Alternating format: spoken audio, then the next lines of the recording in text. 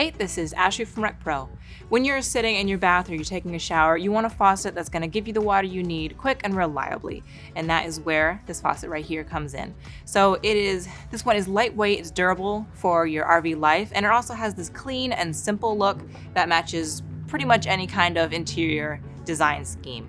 It has pretty standard installation requirements except for this little thing in the back. Essentially, the water comes through here just like it would on any other, and then it meets in the middle, and that is when this third hose comes out to attach to your shower head at the very top. So you don't need to bring along with you one of those like portable showers that you have with the hose thing. You can have it built right into your wall and you'll really be living in luxury.